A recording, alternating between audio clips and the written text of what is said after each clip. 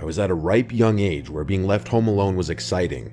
I was like 13 and my parents had just recently started entrusting me to be home alone overnight.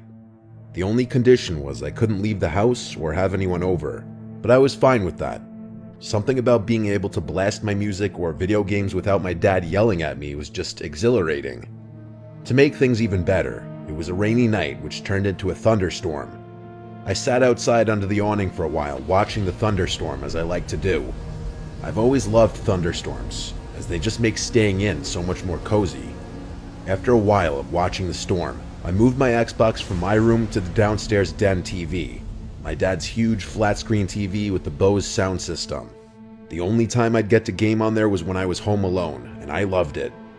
The den was a half flight of stairs down from the living room level, and it was level with the backyard, so the backyard door was in the den.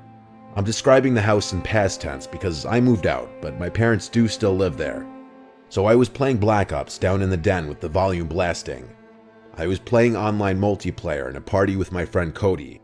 I had some crappy old headset, which the only audio you could hear was other people in the lobby and game talking. For a 13-year-old standards, it was the perfect night, until something interrupted my peace. The sound of the doorbell. It was past 9 o'clock by then. I told Cody the doorbell rang, and he said I should go check and see who it was. I wondered if maybe it was my parents back home early, but they had the keys, so they wouldn't ring the doorbell. I hid in a spot in the game where I wouldn't get killed. Then I went upstairs to the front door, asking who's there. I didn't realize how much of a mistake that would be. A male's voice on the other side said, "I need to use a phone."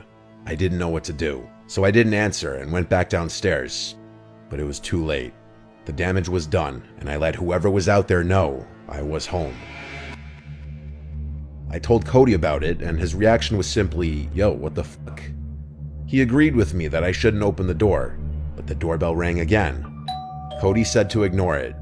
That was the last time I heard the doorbell, and after a while, I relaxed again, as it seemed whoever was out there had left. I can't explain the roller coaster of emotions I felt that night. One moment I'm on edge, the next I'm relaxed and back into the fantasy world of my game.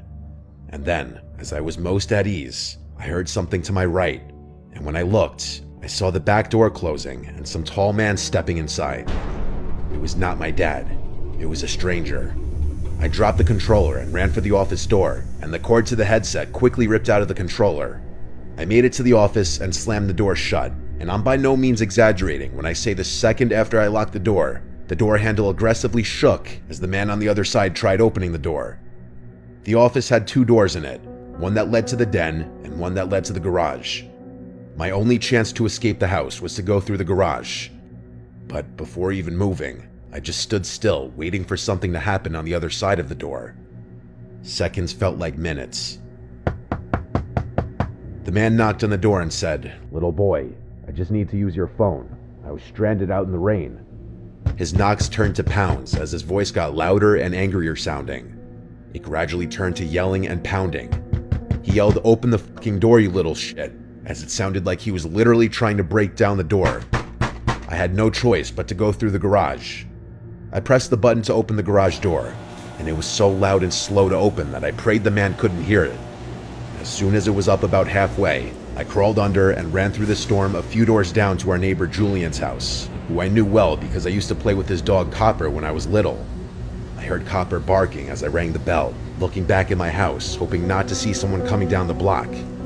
Julian opened the door, and I ran into his arms, begging him for help, as his wife came out of the kitchen in confusion. When I told them of the break-in, their demeanors instantly changed. Julian got the police on the phone and handled getting them to my parents' house. It was a long, long wait before the police were outside, and Steve and I went out to them. I told them the same thing I told Steve, and after they asked which door was unlocked, I said the garage. A couple of them went through the garage into the house, and after maybe 5 minutes, they came outside with a man in handcuffs. They made sure he didn't see my face. After he was in a police car, they asked me if I knew that man, and I said no, of course I don't know that man. He had been telling the officers that this was his house and that I was his son. I could tell he was drunk or high or just generally crazy based on the things he was yelling and the way he was acting. He was brought to jail, and my parents had to be contacted regarding how they wished to proceed, and they pressed charges. His name was John McCarty. He got charged for, I believe, criminal trespass. It didn't make me feel any safer that that man would one day be out and know where I lived. Thankfully, it was just a random chance encounter. I don't believe he specifically targeted me or our house. So whenever he was released, he didn't come back.